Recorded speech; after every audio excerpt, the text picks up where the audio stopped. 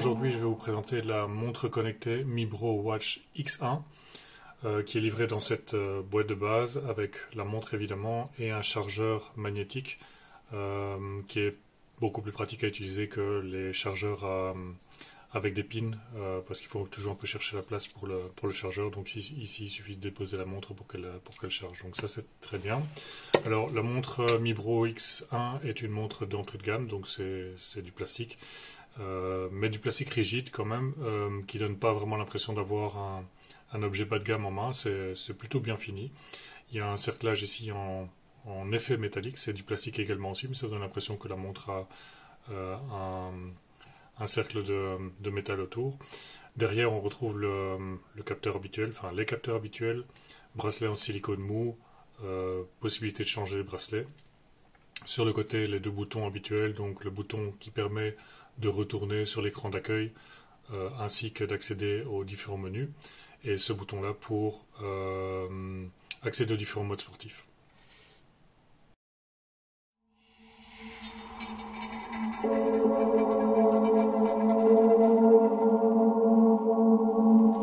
La Mibro X1 a un écran AMOLED, ça veut dire que le noir est réellement noir.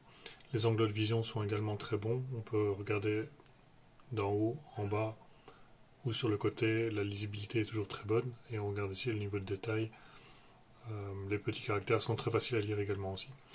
Alors au-delà de l'écran AMOLED, le cadran est personnalisable, donc si on laisse son doigt suffisamment longtemps, on peut accéder à d'autres cadrans pour personnaliser son affichage. Il y a quelques cadrans disponibles dans la montre, mais pour en avoir plus, il faut utiliser l'application MibroFit, où on retrouvera une vingtaine d'écrans.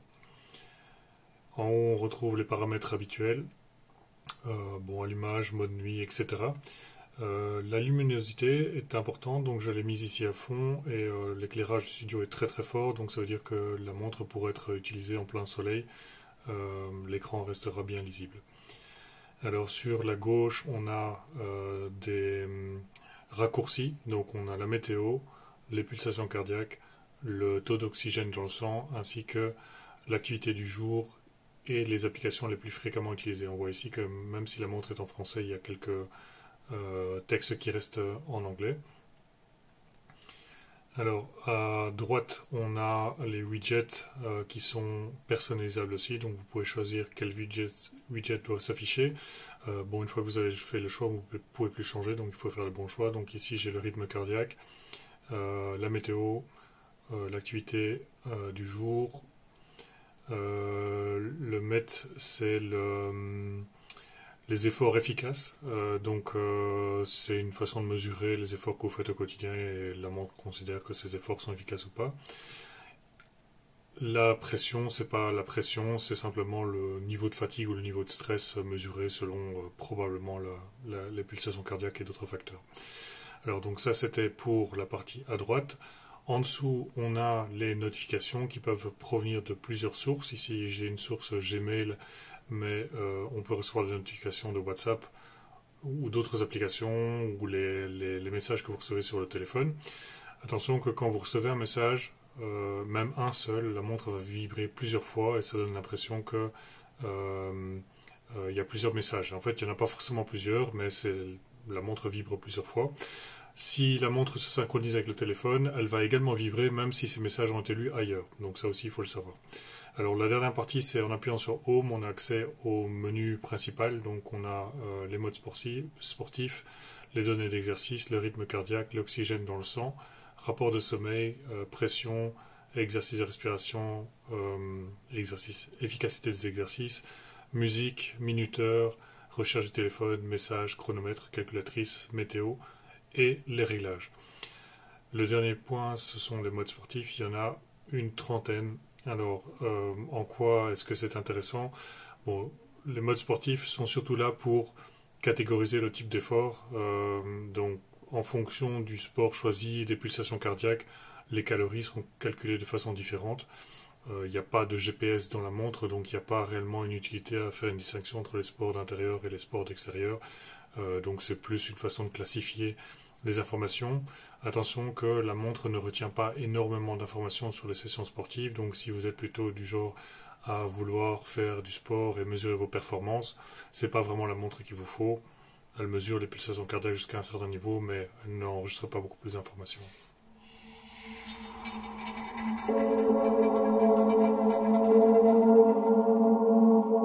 Alors je vais faire un test en direct avec la mesure des pulsations. Donc vous voyez que la montre m'indique 83 pulsations. Et alors l'application Polar, elle m'indique quand même beaucoup moins. Donc je suis ici à 59, 60.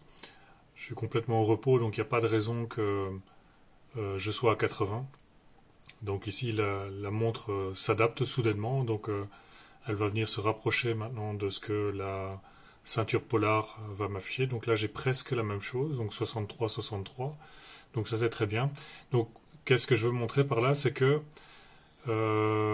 quand on est au repos, ou quand le rythme cardiaque est constant, la montre a tendance à avoir un niveau de mesure qui est assez correct. Par contre, dès que le rythme cardiaque s'accélère, donc si vous faites un effort soudain, la ceinture Polar H10 va s'adapter immédiatement et donc on verra les pulsations monter. C'est pas le cas de la montre. Donc si vous montez très fort, donc là je suis à 58, si je devais monter à 140 en très peu de temps, la montre n'arriverait pas à 140, et si de 140 je passe en réalité à 90, la montre n'aura jamais eu le temps de s'adapter. Donc ce qui fait que pour des exercices, la montre a des données qui sont complètement fantaisistes. Donc ici par exemple je vais prendre une session de vélo d'intérieur, on voit que la ceinture Polar a mesuré une moyenne de 131 battements par minute avec un maximum à 145 sur une durée de 30 minutes. Si je reprends les mêmes données dans la montre me donne une moyenne de 90 pulsations par minute, ce qui est complètement aberrant. Je n'ai jamais réussi à tenir 30 minutes sur un vélo en gardant 90 pulsations par minute. Donc cette montre peut donner une indication correcte du rythme cardiaque à condition que ce rythme cardiaque soit régulier et constant. Ce n'est pas une montre pour des sportifs qui veulent mesurer leur performance, parce que une grosse partie des données vont être d'office perdues par la lenteur de la montre à s'adapter aux différentes fluctuations du rythme cardiaque.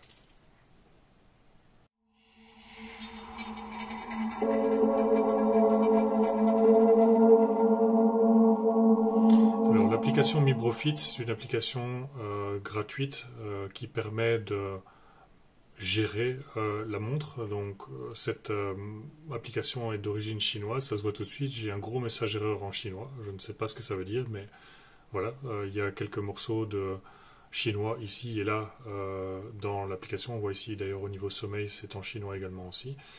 L'écran d'accueil est assez clair, donc on voit l'activité de la journée, le rythme cardiaque, l'oxygène dans le sang, le sommeil. Le poids est encodé manuellement, donc c'est pas la montre qui va donner le poids, et les différentes sessions sportives. Alors évidemment, il faut synchroniser la montre pour obtenir les données. Donc aujourd'hui, on voit que j'ai eu une fréquence moyenne de 63 avec un pic à 116. Bon, j'ai clairement eu des moments au-delà de 116 aujourd'hui. La montre les a perdus parce que elle ne réagit pas assez rapidement aux fluctuations du rythme cardiaque. L'oxygène sanguin, je n'ai pas fait de mesure aujourd'hui, donc je n'ai rien, mais c'est une mesure. Bon, je suis tout le temps au-dessus des normes par rapport à ça et j'ai aucun moyen de vérifier si cette mesure est tout à fait correcte. Au niveau du sommeil, à peu près comme toutes les montres, ces indications changent d'une montre à l'autre et elle se fait quelque part berner à chaque fois que je suis tranquille le soir. Si je regarde une série ou un film, la montre va penser que je dors, mais ça c'est pareil pour toutes les montres, donc là il n'y a pas vraiment de différence. Alors ce qui m'a beaucoup déçu dans l'application, c'est la partie sportive. Donc là ici j'ai enregistré 2 sessions sportives et effectivement on me dit que j'ai fait du sport pendant 31 et 41 minutes, mais j'ai plus aucune information. Donc je ne sais pas cliquer dessus, je ne vois pas le rapport des pulsations cardiaques, je ne vois rien du tout. Donc cette montre est clairement pas faite pour les sportifs parce que d'une part les pulsations cardiaques ne sont pas correctes et d'autre part les données de sessions sportives ne sont pas disponibles ni dans la montre ni dans l'application, ce qui rend en fait la mesure de la performance un peu inutile. Alors à côté de ça, il y a le marché du cadran qui permet de personnaliser la montre avec toutes sortes de cadrans parfois un peu fantaisistes. Il y en a probablement ici une grosse vingtaine. Certains sont classiques, d'autres très fun, avec des cadrans qui n'ont plus rien à voir avec celui d'une montre, mais ça permet au moins de personnaliser la Mi Bro Fit. Donc, cette application en soi n'est pas mauvaise. Je trouve qu'elle est assez facile à utiliser, elle est assez claire. Le problème, c'est qu'il y a du chinois un peu partout, que les données ne sont pas enregistrées, en tout cas pas les données sportives. Et donc, bon, l'intérêt d'utiliser cette application est un peu limité.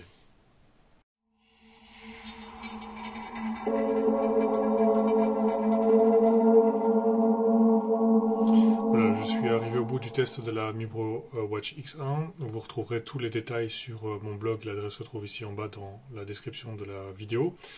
Alors, parmi les forces de la montre, il y a l'écran, clairement. Donc l'écran AMOLED, il est vraiment très bien. Le contraste est excellent, la lisibilité est excellente, la luminosité est très bonne également aussi, qui permet de l'utiliser en extérieur sans devoir faire d'efforts pour lire ce qu'il y a sur l'écran.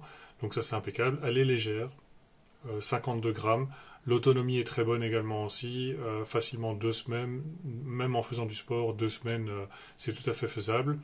Dans l'ensemble, son design est plutôt pas mal, hein. Donc elle se démarque un peu avec ce design chromé qui n'en est pas un, vu que c'est du plastique, mais c'est assez joli, donc ça c'est plutôt pas mal. Du côté des points faibles, je dirais qu'il lui manque le GPS. Elle est quand même positionnée à un prix de 60 €, et pour ce prix-là, on peut trouver des montres qui ont déjà une indication du GPS, donc ça, je trouve ça dommage. L'autre point qui peut-être devrait être considéré comme une faiblesse pour un certain type de public, ce sont les fiabilités des mesures du cœur. Donc, au repos, à rythme constant, les pulsations sont correctes. Par contre, si vous faites un effort important et les pulsations montent, la montre ne suit pas la cadence. Elle ne tient pas la cadence, donc elle ne retient pas toutes les informations. Et donc, à cause de ça, on perd des informations pour le calcul de la moyenne du rythme cardiaque, par exemple. Donc, sur une session de 30 minutes, les fluctuations haut, bas, que le cœur devrait enregistrer, enfin, que la montre devrait enregistrer, elle ne le fera pas. Et donc la moyenne au final ne sera pas correcte par rapport à un outil comme je sais pas, une Polar H10 ou ce genre de produit-là. Donc pas pour un public de sportifs en recherche de performance, mais pour un public assez large, je pense que la montre est assez intéressante. Il y a une offre de prix de lancement, plus ou moins 60 €. Vous retrouverez les liens ici en bas de la vidéo YouTube. Voilà, merci d'avoir regardé cette vidéo et à bientôt pour un autre test.